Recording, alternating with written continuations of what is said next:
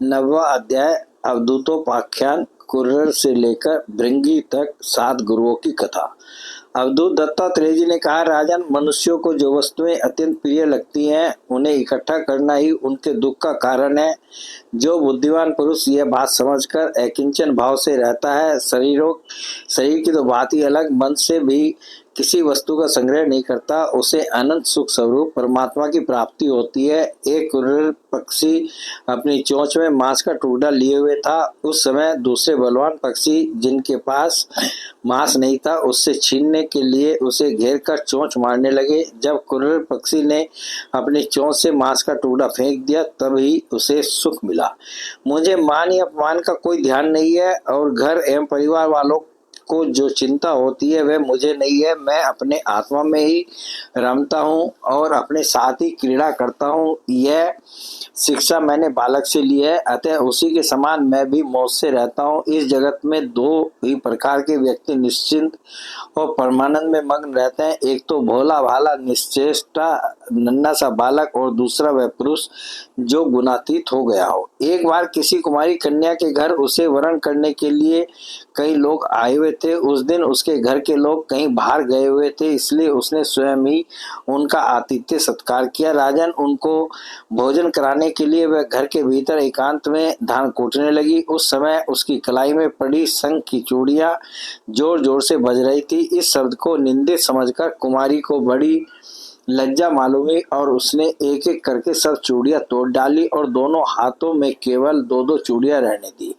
अब वह फिर धान कूटने लगी, परंतु वे 2-2 चूड़ियां भी बजने लगी। तब उसने एक एक चूड़ी और तोड़ दी। जब दोनों कलाइयों में केवल एक एक चूड़ी रह गई, तब किसी प्रकार की आवाज नहीं हुई।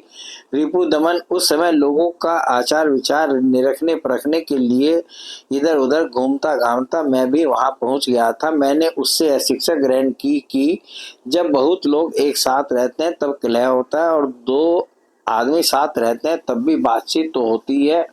इसलिए कुमारी कन्या की चूड़ी के समान अकेले ही विचरना चाहिए। राजन, मैंने बाण बनाने वाले से यह सीखा है कि आसन और श्वास को जीतकर वैराग्य और अभ्यास के द्वारा अपने मन को वश में कर ले, और फिर बड़ी सावधानी के साथ उसे एक लक्ष्य में लगा दे। जब परमानंद स्वरूप परमात्मा में मन स्थिर हो जाता है, तब वह धीरे धीरे कर्म वासनाओं की धूल को धो बहाता है। सद्गुण की वृद्धि से रजोगुनी और तमोगुनी वृत्तियों का त्याग करके मन वैसे ही शांत हो जाता है जैसे ईंधन के बिना अग्नि। इस प्रकार जिसका चित्त अपने आत्मा में स्थिर निरुद्ध हो जाता है, उसे बाहर भीतर कहीं किसी पदार्थ का भान नहीं होता। मैंने देखा था कि एक बाण बनाने वाला कारीगर बाण बनाने में इतना तन्मय हो रहा था कि उसके पास से ही दल बल के साथ राजा की सवारी निकल गई और उसे पता तक न चला। राजन, मैंने सांप से यह शिक्षा ग्रहण की है कि सन्यासी को सर्प की भांति अकेले विचरना चाहिए, उसे मंडली नहीं बांधनी चाहिए, मठ तो बनाना ही नहीं चाहिए। वह एक स्थान में न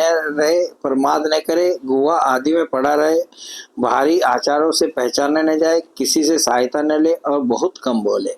इस अनित्य शरीर के लिए घर बनाने के बखेड़े में पड़ना व्यर्थ और दुख की जड़ है। सांप दूसरों के बनाए घर में घुसकर बड़े आराम से अपना समय काटता है। अब मकड़ी से ली हुई शिक्षा सुनो। सबके प्रकाशक और अंतर्यामी सर्वशक्तिमान भगवान ने पूर्व कल्प में बिना किसी अन्य सहायक के अपनी माया से रचे हुए जगत को कल्प के अंत में प्रलय काल उपस्थित होने पर काल शक्ति के द्वारा नष्ट कर दिया। उसे अपने में लीन कर लिया और सजातीय विजातीय तथा स्वगत भेद से शून्य अकेले ही शेष रह गए। वे सबके अधिष्ठान है, सबके आश्रय हैं, परंतु स्वयं अपने आश्रय अपने ही आधार से रहते हैं। उनका कोई दूसरा आधार नहीं है। वे प्रकृति और पुरुष दोनों के नियामक, कार्य और कारणात्मक जगत के आदि कारण परमात्मा अपनी शक्ति काल के प्रभाव से सत रज आदि समस्त शक्तियों को साम्य अवस्था में पहुंचा देते हैं और स्वयं कैवल्य रूप से एक और अद्वितीय रूप से विराजमान रहते हैं। वे केवल अनुभव स्वरूप और आनंद घन मात्र हैं। किसी भी प्रकार की उपाधि का उनसे संबंध नहीं है। वे ही प्रभु केवल अपनी शक्ति काल के द्वारा अपनी त्रिगुणमयी माया को क्षुब्ध करते हैं और उससे पहले क्रिया शक्ति प्रधान सूत्र मैधतव की रचना करते हैं। यह सूत्र रूप मैधतव ही तीनों गुणों की पहली अभिव्यक्ति है। वही सब प्रकार की सृष्टि का मूल कारण है। उसी में यह सारा विश्व सूत में ताने बाने की तरह ओतप्रोत है और इसी के कारण जीव को जन्म मृत्यु के चक्कर में पड़ना पड़ता है।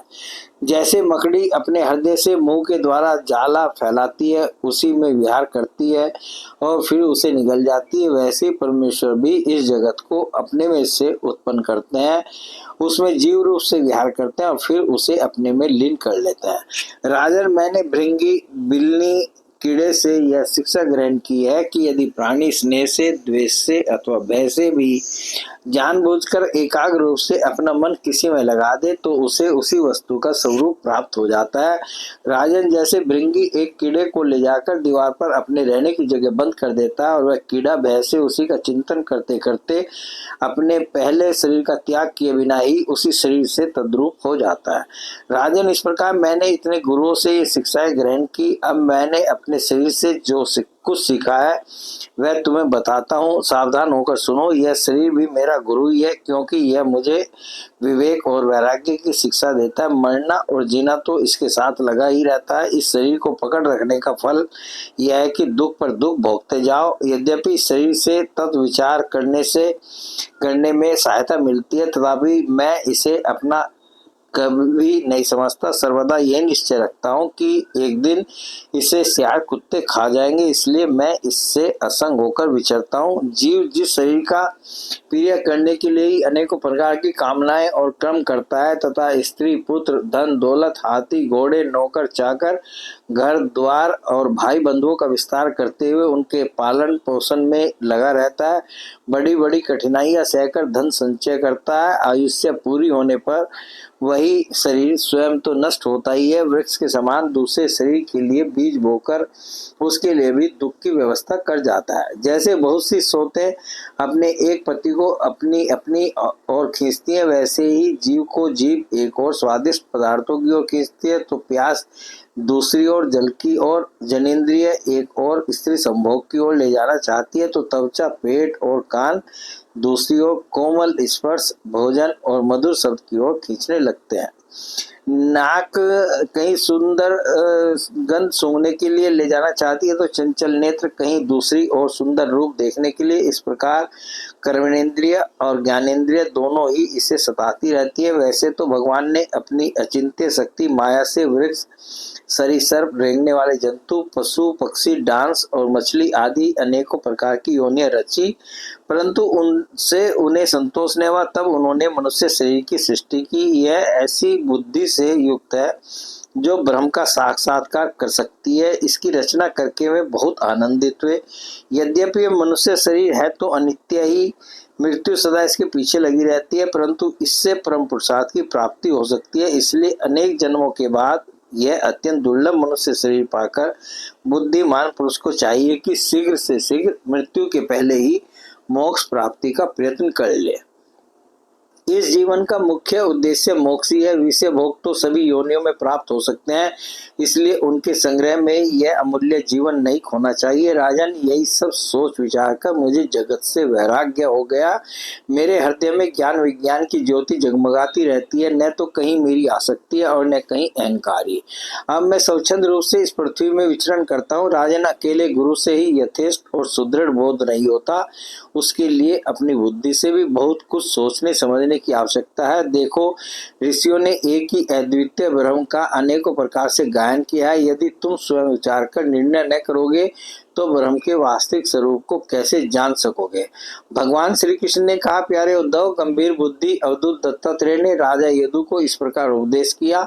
यदु ने उनकी पूजा और वंदना की। दत्तात्रेय जी उनसे अनुमति लेकर बड़ी प्रसन्नता से इच्छानुसार पधार गए। हमारे पूर्वजों के पूर्वज राजा यदु अवधूत दत्तात्रेय की आवाज सुनकर समस्त आसक्तियों से छुटकारा पा गए और समदर्शी हो गए। इसी प्रकार तुम्हें भी समस्त आसक्तियों का परित्याग करके समदर्शी हो जाना चाहिए। बोले भगवान श्री कृष्ण की जय।